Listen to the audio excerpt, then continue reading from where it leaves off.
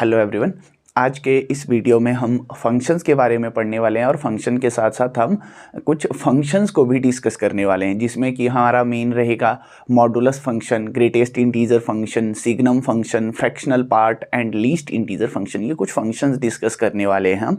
तो उनको डिस्कस करने से पहले मैं सबसे पहले डिस्कस करना चाहता हूँ कि व्हाट इज़ द फंक्शन। ये फंक्शन होता क्या है एक्चुअल में, ठीक है ना। ज़्यादा डेप्थ में ना जाते हुए मैं फंक्शन की सिंपल से डेफिनेशन लिख रहा हूँ, जो कि एक्चुअल डेफिनेशन है फंक्शन की। f from a non-empty set A to non-empty set B is said to be a function,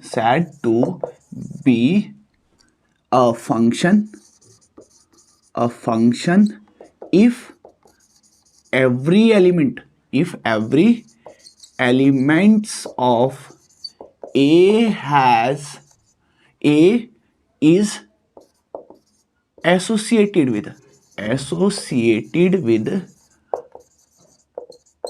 one and only one element of set B।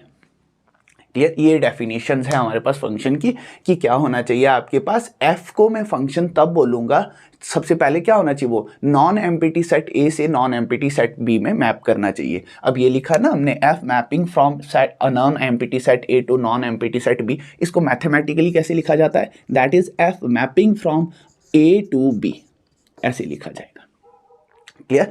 तो यहाँ पे क्या कंडीशन है, इज सेड टू बी। इसको हम function कब बोलेंगे, अगर आपके पास ये जो ए के जितने भी एलिमेंट है, यहाँ पे क्या बोला गया, एवरी एलिमेंट, यानी कि जितने भी एलिमेंट ए के होंगे वो किसके साथ एसोसिएट होने चाहिए, बी के साथ होने चाहिए एसोसिएट। और कैसे होना चाहिए, one and only one. Clear. तो यानी कि यहाँ का जो भी एलिमेंट होगा वो यहाँ के एक ही एलिमेंट के साथ एसोसिएट होना चाहिए। अगर एक के एलिमेंट से ज़्यादा एसोसिएट हो गया तो वो फंक्शन नहीं बनेगा। अब देखो फंक्शन में आपके पास यहाँ के कुछ एलिमेंट आ रहे हैं, यहाँ के। अब इसको मैं थोड़ा सा और लैंग्वेज में बताऊं आपको, जो कि बहुत सिंपल सी लैंग्वेज है। अब देखो f हमारे पास क्या है, एक्चुअल में एक मैथमेटिकली टूल है। ये क्या है हमारे पास, f है, यानी कि फंक्शन है हमारे पास। ये क्या बताया मैंने, function is a mathematical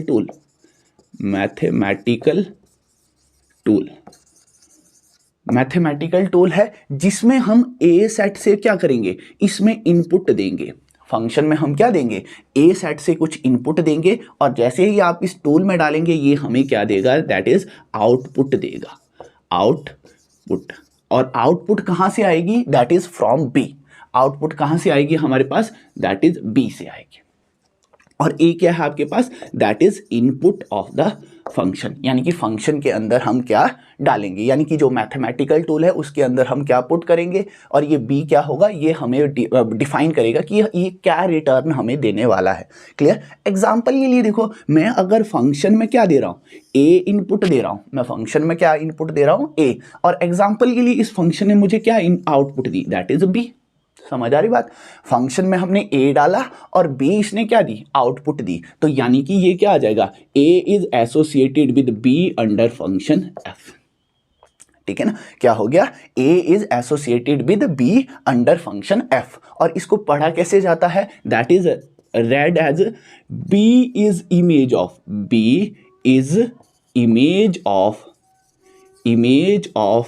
A under F.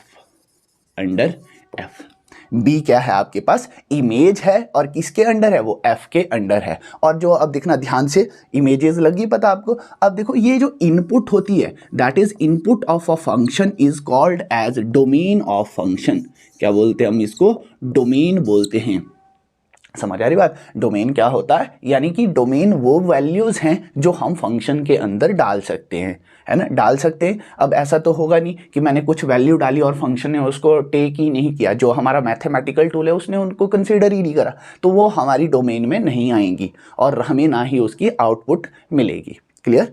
तो अब आपके पास जो हम इनपुट दे रहे हैं that is called as domain, and जो हमें आउटपुट मिल रही है that output is called as range. क्या बोलते हैं? That is range. समझ आ गई बात कि इनपुट क्या होती है आपके पास, आउटपुट क्या होती है, डोमेन क्या होगी और आपके पास रेंज क्या होगी। समझ आ रही बात। तो अगर आप अगर फंक्शन में डाल रहे हैं और आपको रिटर्न में बी मिल रहा है तो हम क्या बोलेंगे? That is A is associated with B and belongs to F. कहाँ से आएगा ये? इस मैथमेटिकल टूल के अकॉर्डिंग आएगा। और इसको पढ़ा कैसे जाता है? That is read as B is image of A under F. या इसको एक और तरीका भी होता है पढ़ने का, that is A is pre image of B under F. तो ये क्या है आपके पास? फंक्शन है। Function is a mathematical tool in which we give input and function gives us output. Clear.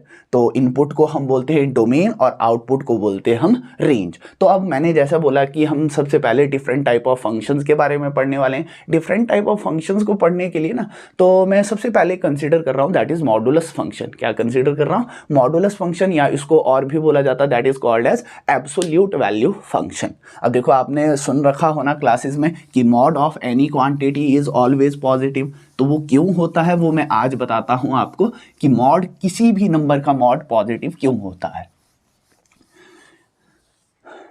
Clear. तो हमने ले लिया कि हमारा फंक्शन है that is f of x is equal to mod x. और कौन सा फंक्शन है ये हमारे पास? That is modulus function. Modulus function, या तो इसको क्या बोलते हैं? That is absolute value. Absolute value. समझ आ रही बात। हमने क्या पढ़ना है? या तो मॉडुलस फंक्शन बोलेंगे हम इसको, या तो मॉडुलस एब्सोल्यूट वैल्यू फंक्शन। और इसको लिखा कैसे जाता है? दैट इज दो लाइंस के बीच में x लिखा जाता है। और इसकी डेफिनेशन क्या रहती है? इसकी डेफिनेशन रहेगी that is mod of x is equal to x when x is greater than or equal to 0। ये जो फंक्शन है मॉड, क्या हमने क्या बताया? ये फंक्शन है, यानी कि ये एक ऐसा मैथमेटिकल टूल है जो हमें सेम वैल्यू, जो हम इनपुट देंगे वही हमें आउटपुट में देगा। कब देगा? जब x क्या होगा आपके पास? नॉन नेगेटिव होगा। यानी कि यहाँ पे क्या कंडीशन लगा दूं मैं? x is non negative. अगर नेगेटिव नहीं होगा तो ये सेम रिटर्न देगा। और सिमिलर केस आता है आपके पास that is equal to minus of x when x is less than 0। Clear. जब आपके पास x लेस देन 0 का मतलब क्या है? नेगेटिव इनपुट हम इस मॉडुलस फंक्शन में देंगे तो ये हमारी इनपुट को क्या कर देगा? नेगेटिव साइन के साथ मल्टीप्लाई कर देगा। तो that is x is negative. ठीक है। तो अब इसका हम कुछ डोमेन रेंज की बात करते हैं कि इसकी डोमेन क्या रहने वाली है, रेंज क्या रहने वाली है। क्लियर। और साथ में इसका ग्राफ पढ़ते हैं कि कैसे रहता है आपके पास, है ना। तो सबसे पहले देखो मैं कुछ एग्जांपल लेके इसको आपको एक्सप्लेन करता हूं कि कैसे ये रहता है आपके पास। देखो अगर मैं पॉजिटिव इनपुट दे रहा हूं, if we are giving positive input दे रहे हैं, जैसे पॉजिटिव नंबर आपको क्लियर है कि कौन से होते हैं। मैंने सबसे पहले ले लिया, जैसे मैंने फंक्शन में क्या डाला? 1। That is modulus of 1 is equal to 1। Modulus of 1 क्या आएगा? देखो 1 कैसा है आपके पास? ग्रेटर देन 0 या नॉन नेगेटिव है, तो ये हमेशा क्या देगा? सेम रिटर्न देगा हमें। जो हम इनपुट देंगे same return, that is x is equal to x। समझ आ रही बात। तो हमने 1 इनपुट दी तो ये वही आउटपुट दे रहा है। और ले लेते हम, मैंने ले लिया modulus of 2.7 that is again equal to 2.7। क्यों? 2.7 क्या है आपके पास? Greater than 0। जो आप इनपुट देंगे वही आपको आउटपुट मिलेगी। समझ आ रही बात। तो इसी तरह से आप डिफरेंट केसेस ले सकते हैं। अब उसी तरह से मैं अगर नेगेटिव इनपुट की बात करूं, नेगेटिव इनपुट की बात करते हैं हम, जब आप फंक्शन में क्या देंगे? नेगेटिव इनपुट देंगे। तो मैंने डाल दिया, जैसे मैंने डाल दिया मॉड ऑफ -1। सबसे पहले मैंने सिंपल सा नंबर ले लिया, मॉड ऑफ -1। अब देखो जब आपके पास x जो होता है लेस देन 0, ये क्या हो जाता है? नेगेटिव माइनस साइन आ जाता है और साथ में क्या आ जाता है? x की वैल्यू कितनी है हमारे पास? That is minus of -1 that is equal to 1। Clear. तो ये क्या आ गया आपके पास कि नेगेटिव क्वांटिटी का भी ये हमें आउटपुट क्या दे रहा है, पॉजिटिव दे रहा है। क्यों? क्योंकि ये एक ऐसा मैथमेटिकल टूल है जो नेगेटिव नंबर को भी क्या कर देता है, नेगेटिव से मल्टीप्लाई कर देता है। अगर हम किसी भी नेगेटिव नंबर को नेगेटिव से मल्टीप्लाई करते हैं वो क्या बन जाता है, पॉजिटिव बन जाता है। तो अब इसकी हम मेनली बात करेंगे ग्राफ की, इसका ग्राफ कैसे रहता है। तो मैंने ये एक्स एक्सिस और वाई एक्सिस बना दी, या एक्स वाई प्लेन बना दिया हमने। तो ये वाई डैश और ये एक्स डैश। अब इसकी कुछ नंबरिंग करते हैं हम, जैसे ग्राफ बनाते हैं। ये मैंने 1 मान लिया, ये मैंने 2 मान लिया, ये 3 और अप टू सो ऑन। इस साइड को मैंने -1, -2 और -3 and up to so on. Clear. तो सिमिलर मैं ऊपर पॉजिटिव वैल्यू दे रहा हूँ 1 2 3 4, है ना, ऐसे करके मैंने वैल्यूज दी। और इस साइड को negative -1 -2 and up to so on.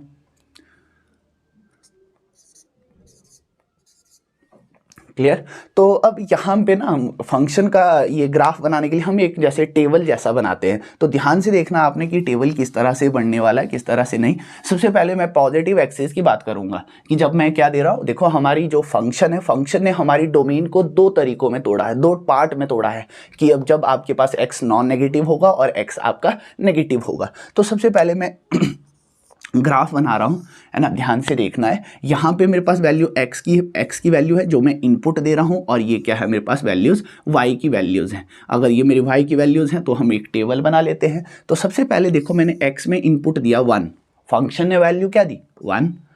क्यों? क्योंकि अब देखो आप कैलकुलेट कर सकते हैं मॉड ऑफ 1 कितना होता है, मॉड, है ना, कि जब पॉजिटिव वैल्यूज़ हैं तो वो वही रहती हैं। क्लियर। तो अगर मैं आपके पास 2 देता हूँ तो ये 2 देगा, अगर मैं 3 देता हूँ तो ये 3 वैल्यू देगा। इसी तरह से ये वैल्यू देने वाला है। तो आप ग्राफ इजीली बना सकते हैं। 1 पे वैल्यू 1, 2 पे वैल्यू 2, 3 पे वैल्यू 3।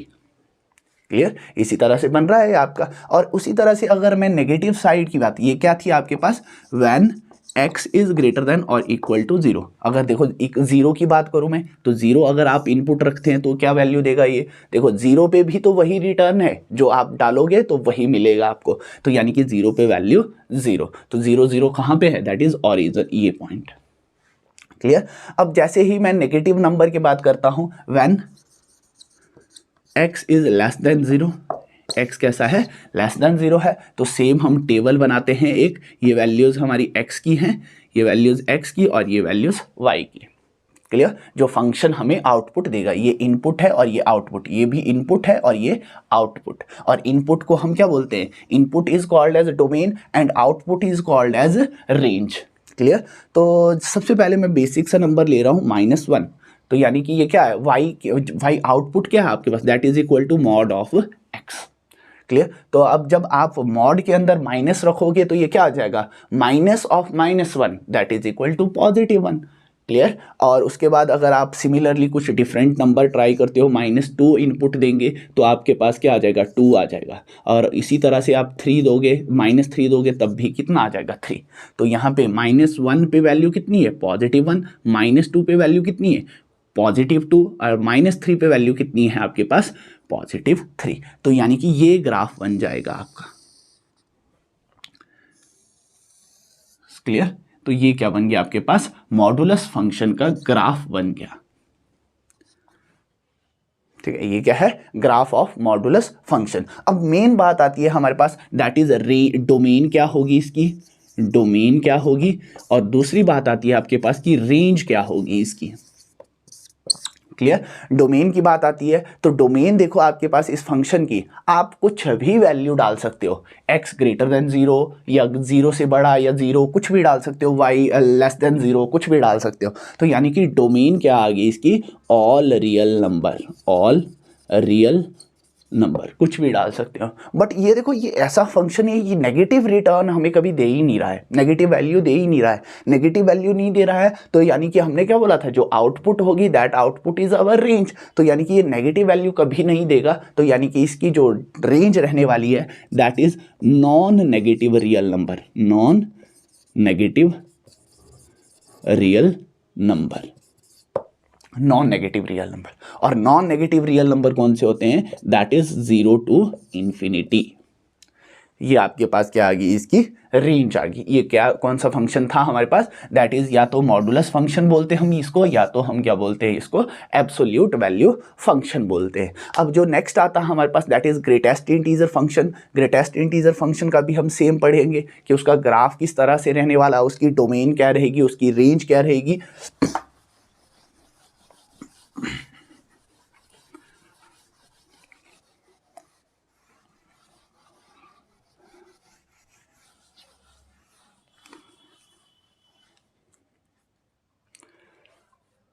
ठीक है, क्या है अगला हमारा function, greatest integer function. Greatest integer function, ठीक है ना। अब ये हमारे पास मैथमेटिकल टूल है fx, और इसको कैसे लिखा जाता है, that is written in square bracket. कैसे लिखा जाएगा, x को कैसे लिखा जाएगा, स्क्वायर ब्रैकेट के अंदर लिखा जाएगा। और ये इसकी डेफिनेशन क्या है, क्या ग्रेटेस्ट इंटीजर होता क्या, कैसा फंक्शन है, इट गिव्स अस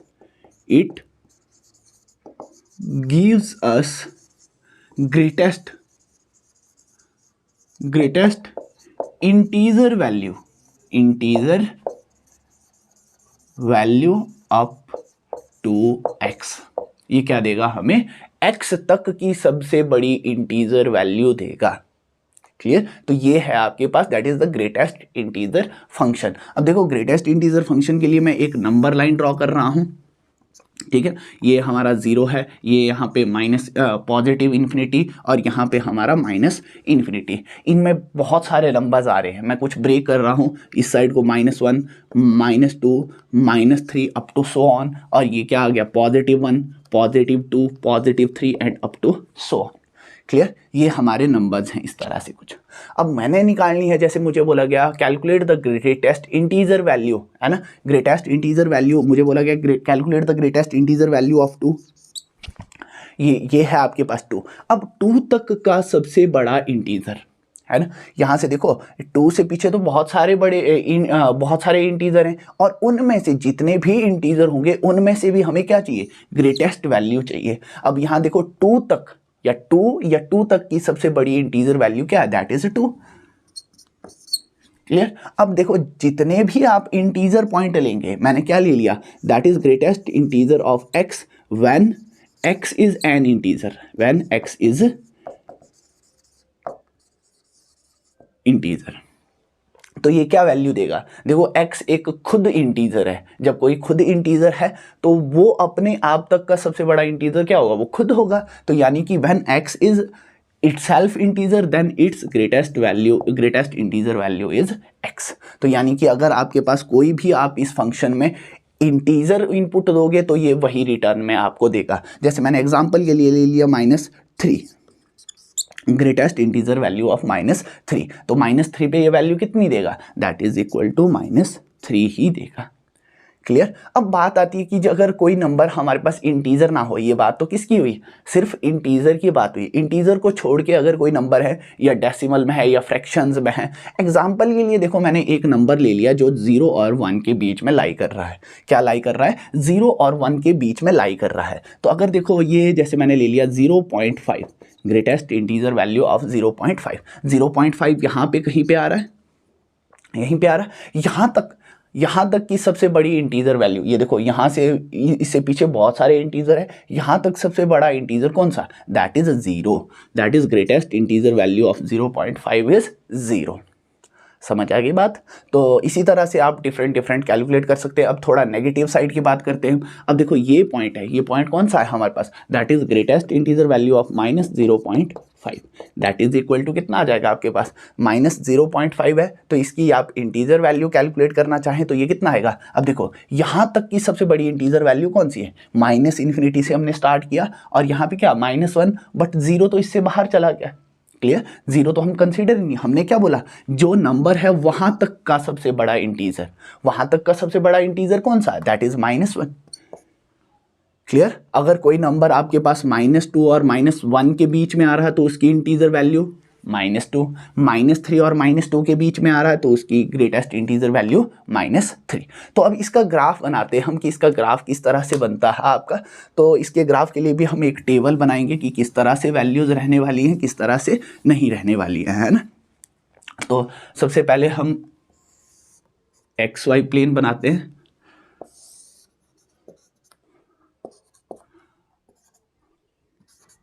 ठीक है, तो ये मैंने 1 मान लिया, ये मैंने 2 मान लिया और ये 3, और यहाँ पे -1, -2, -3 and up to so on. यहाँ पे 1 2 3, -1 -2 -3 up to so on. Clear. तो यहाँ पे देखना ध्यान से, हम एक टेबल बनाते हैं, है ना। ठीक है, तो यहाँ पे मैंने रखा कि जो हमारी इनपुट है, इनपुट क्या कौन सी दे रहे हैं हम, x दे रहे हैं। अगर x हमारा 0 से लेके 1 के बीच में लाई करता है, that is 0 is less than और equal to x and x is less than 1। ठीक है, तो ये क्या इनपुट देगी, देखो ध्यान से, अगर हम यहाँ पे भी नंबर लाइन ड्रॉ करते हैं, यहाँ पे नंबर लाइन ये 0 है, ये 1 है, 0 1 के बीच की बात कर रहे हैं हम। 0 पे इसकी इंटीजर वैल्यू, 0 पे इसकी इंटीजर वैल्यू कितनी रहने वाली है, 0 ही रहने वाली है। अब जैसे ही मैं 0 और देखो 0 और 1 के बीच की बात करूं, यहाँ की बात करूं तब भी इसकी ग्रेटेस्ट इंटीजर वैल्यू 0, इस पॉइंट की बात करूं तब भी ग्रेटेस्ट इंटीजर वैल्यू 0, इस पॉइंट इस पॉइंट इस पॉइंट, जितने भी पॉइंट आप, लेकिन 1 से छोटे जितने भी पॉइंट आप लोगे 0 से बड़े, तो इस पे आपकी ग्रेटेस्ट इंटीजर वैल्यू हमेशा कितनी आएगी, that is equal to 0। Clear. तो यानी कि यहाँ देखो 0 से लेके 1 तक, 0 से लेके 1 तक ये यही वैल्यूज दे रहा है। ठीक है ना। अब 0 इसमें इंक्लूड हो रहा है, या इसको हम क्लोज कर देते हैं, बट देखो जैसे ही आप 1 डालोगे, 1 पे ये क्या वैल्यू देगा, दैट इज 1 वैल्यू देगा। तो यानी कि 1 आपका यहाँ नहीं आएगा, 1 पे वैल्यू कितनी चली गई आपकी, 1 चली गई है। क्लियर। तो उसी तरह से हम बनाते हैं, that is 1 is less than और equal to x and x is less than और इक्वल टू 2। तो ये क्या वैल्यू दे देगा हमें, 1। और उसी तरह से आपके पास 2 इज लेस देन और equal to x and x is less than 3, तो ये कितनी वैल्यू देगा हमें, 2। इसी तरह से कॉन्टिन्यूस चलेगा, यानी कि 0 से 1 से लेके 2 तक क्या वैल्यू दे रहा है, 1 से लेके 2 तक जा रहा है, बट 1 आपका क्लोज्ड है और आपका 2 क्या है, ओपन। क्योंकि जैसे ही आप फंक्शन में 2 डालोगे, ये वैल्यू कितनी दे देगा हमें, 2 वैल्यू देगा। क्लियर। तो 2 और 3 के बीच में इसकी वैल्यू कितनी आ गई है, 2 और 3 के बीच में इसकी वैल्यू स्टिल 2 है। तो यानी कि ये क्या बन जाएगा, ये ग्राफ बनेगा, ये 0, ये क्लोज्ड आ जाएगा और ये ओपन हो जाएगा। क्लियर। तो अब हम नेगेटिव साइड की बात करते हैं। जब आपके पास क्या हो, -1 इज लेस देन और equal to x and x is less than 0, जब आपके पास क्या होगा, x इन दोनों के बीच में लाई करेगा, -1 to 0, -1 हो सकता है। जब आप -1 इनपुट डालोगे तो ये क्या आउटपुट देगा हमें, -1 ही देगा। जब हम इन दोनों के बीच की बात करेंगे, इनकी बात करेंगे, तो यहाँ पे देखो यहाँ तक के सबसे बड़े इंटीजर कौन सा आ रहा है, दैट इज -1, तो -1 ही इसकी आउटपुट आने वाली है। क्लियर। तो यानी कि 0 से लेके ये -0 से लेके -1 तक ये वैल्यू कितनी दे रहा है, इट गिव्स ऑलवेज -1। तो यानी कि यहाँ से लेके यहाँ तक ये वैल्यूज आने वाली है। -1 आपका क्या रहने वाला है, क्लोज, क्योंकि -1 पे ये वैल्यू कितनी दे रहा है, -1, बट 0 पे ये वैल्यू ओपन है, 0 पे ये वैल्यू क्या है, ओपन वैल्यू है। क्लियर। सिमिलरली आप बना सकते हो graph, that is -2 is less then x and x is less than 1। तो यहाँ पे वैल्यू कितनी रहने वाली है, -2। तो यानी कि ये वैल्यू यहाँ से लेके यहाँ तक, यहाँ से क्लोज रहने वाला है और यहाँ पे ओपन। अब इसी तरह से आप इसको इनफाइनाइट बना सकते हो। तो अब मेन जो बात आती है हमारे पास कि जो हमारा ये फंक्शन है, इस फंक्शन की हमारी डोमेन क्या रहने वाली है, रेंज क्या रहने वाली है। सबसे पहले बात करते हैं हम, दैट इज डोमेन। डोमेन देखो आप, डोमेन, अब इस फंक्शन में आप कुछ भी इनपुट डाल सकते हो, आप कुछ भी डाल सकते हो, आप 1 2 3 0.1 0.2 या डेसिमल, फ्रैक्शन, नेगेटिव, कुछ भी डाल सकते हो ना। तो यानी कि इसकी डोमेन क्या आ गई, that is real number, real number. Real number आई। और रेंज की बात करें हम तो रेंज क्या आ रही है, रेंज क्या बोला था हमने, दैट इज आउटपुट। आउटपुट में हमें ये क्या दे रहा है, that is only integer value 0 1 2 3 ऐसे करके दे रहा है, या -1 -2 up to so on. Clear, ये अप टू सो ऑन जाएगा और ये भी अप टू सो ऑन जाएंगे। तो यानी कि इसकी रेंज क्या है आपके पास, that is set of integer, जिसको हम z से लिखते हैं, हम रियल नंबर को हम r से लिखते हैं। क्लियर, होप आपको ग्रेटेस्ट इंटीजर फंक्शन समझ आ रहा हो। तो इससे बाद अगला जो फंक्शन आता है हमारे पास, that is next function is our fractional part. कौन सा है आपके पास, फ्रैक्शनल पार्ट को कैसे डिफाइन किया जाता है, तो वो डिफाइन करने से पहले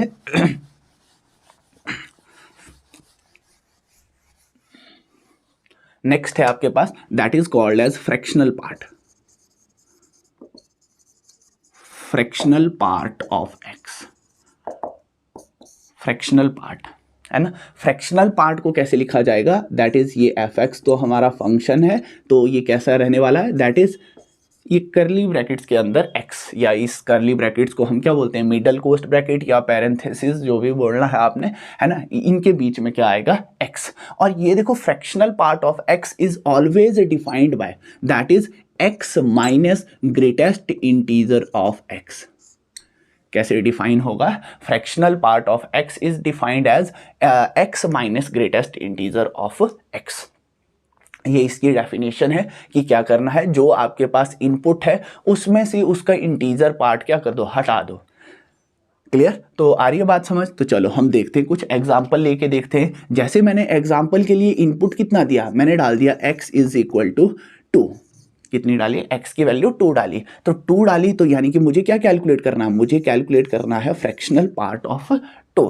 फ्रैक्शनल पार्ट ऑफ 2 कितना आएगा, इनपुट कितनी है हमारी 2, माइनस कितना आ जाएगा, greatest integer of 2। Greatest integer of 2 कितना होता है, that is 2, that is 2 minus 2 equal to 0। तो therefore the fractional part of 2 is equal to 0। Clear, अब इसी तरह से आप कुछ और नंबर भी ले सकते हैं, है ना। मैं कुछ 2 और 3 के बीच की ही बात करता हूं ताकि हमें थोड़ा सा क्लियरिटी मिले। तो मैंने ले लिया कि मुझे बोला गया इनपुट जो दी मैंने दी दैट इज 2.5, क्या दे दी इनपुट 2.5 दी, तो यानी कि मुझे क्या कैलकुलेट करना, fractional part of 2.5 that is equal to क्या होगा, that is 2.5 minus greatest integer of 2.5। अब 2.5 की ग्रेटेस्ट इंटीजर वैल्यू 2.5 तक का सबसे बड़ा इंटीजर कौन सा हमारा, that is 2, that is 2.5 minus 2 is equal that is 0.5। यानी कि ये जो नंबर है हमारा, इसका आपके पास फ्रैक्शनल पार्ट कितना है, दैट इज 0.5। अब उसी तरह से आप कोई और नंबर ले सकते हैं। मैंने कैलकुलेट करना greatest fractional part of 2.7 that equal to 2.7 minus greatest integer of 2.7। Clear, greatest integer of 2.7, तो ये वैल्यू कितनी आ जाएगी, that is equal to 2.7 minus कितना आ जाएगा आपके पास, माइनस कितना आ जाएगा आपके पास, that is 2, that is 0.7। Clear, समझ आ रही बात कि नहीं आ रही बात समझ, ओके। तो इसी चीज़ को हम थोड़ा सा नेगेटिव नंबर की तरफ देखते हैं कि नेगेटिव नंबर के साथ इसका क्या रोल प्ले रहने वाला है जब नेगेटिव डायरेक्शन में हम बात करेंगे। अगर देखो मैंने क्या ले लिया, मैंने सबसे पहले ले लिया दैट इज x, जो इनपुट डाली मैंने फंक्शन में मैंने डाल दी दैट इज -2। क्लियर, -2 डाली तो इसका फ्रैक्शनल पार्ट कितना होगा, that is fractional part is equal to कितना आ जाएगा, -2 minus greatest integer of -2। Clear, तो ये कितना आ जाएगा, that is equal to -2 minus कितना आ जाएगा, ग्रेटेस्ट इंटीजर ऑफ -2 कितना होता है, -2, और माइनस इंटू माइनस क्या हो गया, plus, that is equal to 0। Clear, अब मैं कुछ डेसिमल नंबर की बात करता हूं। जैसे मैंने किया दैट इज x इनपुट दी मैंने -2.4, ये इनपुट दी, तो यानी कि मुझे क्या कैलकुलेट करना, fractional part of 2.4 that equal to कितना आ जाएगा आपके पास, that is minus of 2.4 minus greatest integer of -2.4।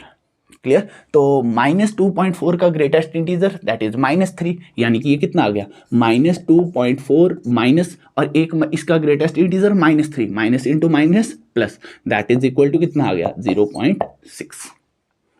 Clear, तो इस तरह से इसकी वैल्यूज रहने वाली है। आप कुछ और नंबर देखे भी ट्राई कर सकते हो। क्या होगा, हमेशा जो फ्रैक्शनल पार्ट कैलकुलेट होगा that is the x minus it's integer part, है ना। जो आप इनपुट दोगे, इनपुट में से क्या माइनस करना है आपने, उस इनपुट का इंटीग्रल पार्ट माइनस करना है। क्लियर। तो ये हमारे पास क्या है, दैट इज फ्रैक्शनल पार्ट। अब बात आती है कि इसका ग्राफ किस तरह से बनाएंगे हम, तो ध्यान से देखना है। तो ग्राफ बनाते हैं हम इसका।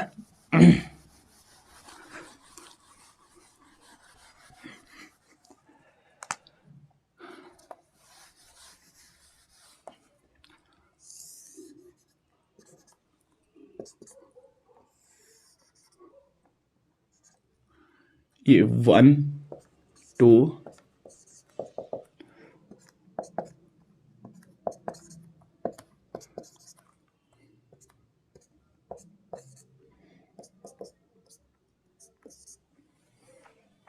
ठीक है।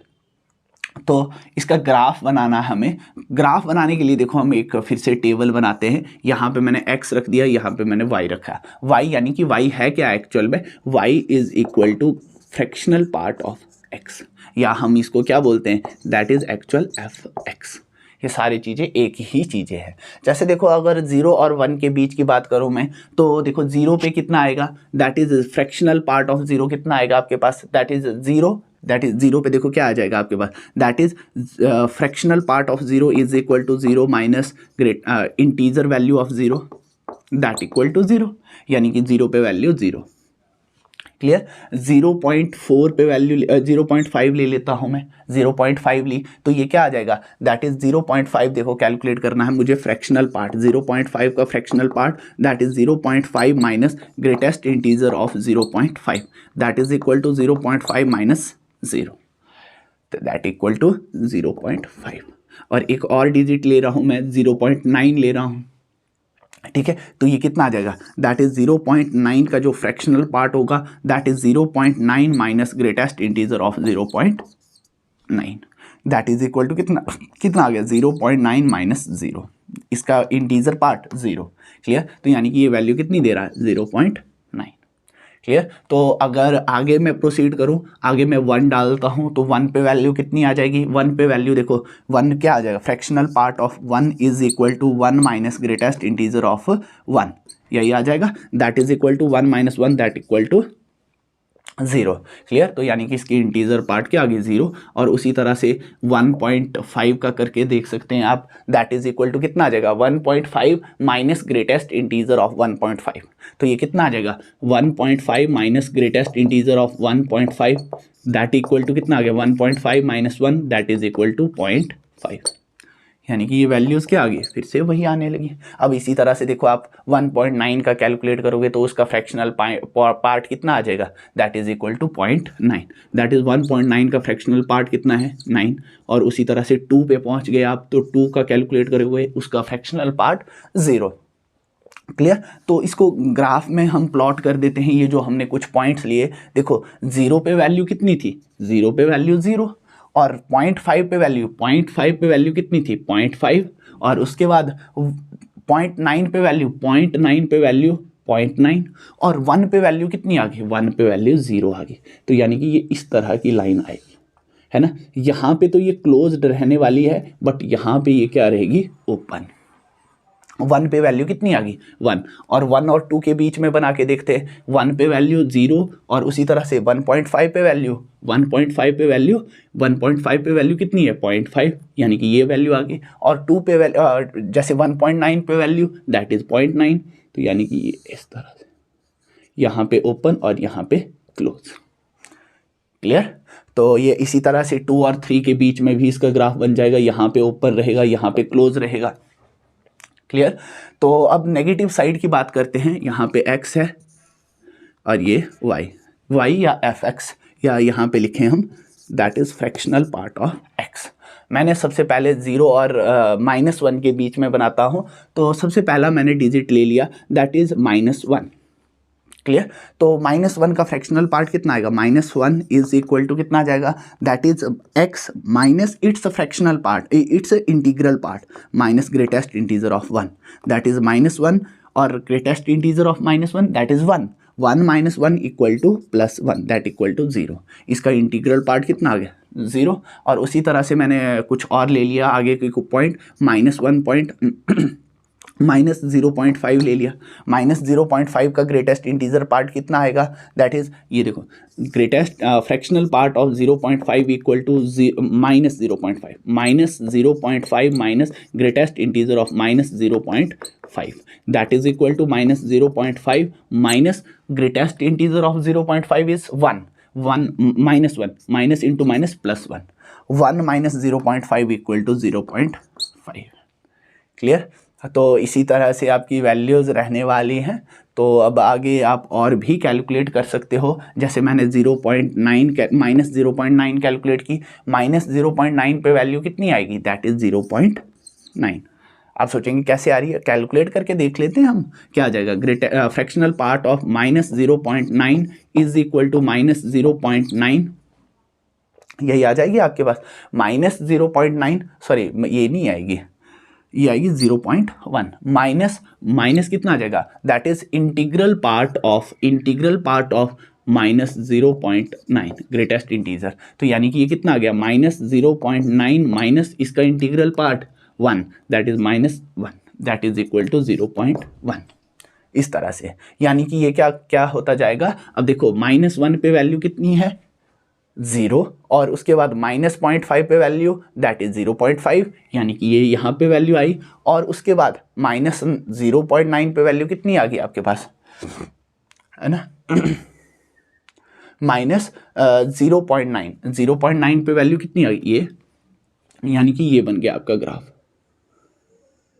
यहाँ पे तो क्लोज्ड रहेगा बट यहाँ पे क्या हो जाएगा, ये ओपन हो जाएगा। सिमिलरली आप 2 और 3 के बीच में भी प्लॉट कर सकते हो। 2 और 3 के बीच में -2 पे कैलकुलेट किया तो इसका आपके पास फ्रैक्शनल पार्ट कितना रहने वाला है, इसका फ्रैक्शनल पार्ट 0, और आपने कैलकुलेट किया -1.5, इसका फ्रैक्शनल पार्ट 0.5, और आपने कैलकुलेट किया -1.9, तो इसका फ्रैक्शनल पार्ट कितने वाला आने वाला है 0.1। तो यानी कि इसका ग्राफ भी ये रहने वाला है, यहाँ पे ओपन और यहाँ पे क्लोज। क्लियर। तो ये हमारा कुछ ग्राफ रहने वाला है। किसका ग्राफ है ये हमारे पास, that is a fractional part का ग्राफ है। क्लियर। तो अब बात करते हैं हम इसकी रेंज और डोमेन की बात करें तो रेंज क्या रहने वाली है, इसकी डोमेन क्या रहने वाली है। सबसे पहले बात करते हैं हम डोमेन की। डोमेन, अब देखो डोमेन में आप कुछ भी वैल्यूज पुट कर सकते हो, इसमें जो मर्जी वो पुट करो, बट ये वैल्यूज अलग दे रहा वो अलग बात है ना, वैल्यूज कुछ रिपीट हो रही है वो अलग बात है। हमने क्या बोला, डोमेन क्या है इसकी, रियल नंबर। आप कुछ भी इनपुट कर सकते हो, that is a real number, यानी कि R इसकी क्या है, इनपुट है। अगर मैं इसकी रेंज की बात करूं, इसकी रेंज क्या आ जाएगी, that is range, it's range is, अब देखो रेंज क्या होती थी हमारे पास, आउटपुट देखो क्या दे रहा है, ये दे रहा है 0.5, 0.9 ये दे रहा है, ये वाली वैल्यू दे रहा है जो फ्रैक्शनल, ना ही ये इसने वैल्यू 1 दी कभी, ना ही 1 से बड़ी वैल्यू दी। तो यानी कि इसकी रेंज क्या आ गई आपके पास, क्लोज्ड इंटरवल 0 to 1, 1 ओपन रहेगा। देखो 1 भी कहीं पे भी आपको वैल्यू नहीं मिली है। क्लियर। तो ये क्या है इसकी domain is real number and range is it's interval semi closed interval 0 to 0, close 0 पे क्लोज है और 1 पे ओपन है। क्लियर। तो ये आपका क्या है, आपका that is a fractional part of x. ठीक है। तो इसी तरह से हम कुछ और फंक्शंस भी पढ़ने वाले हैं जो कि हम अगले वीडियो में कंटिन्यू करेंगे। Thank you.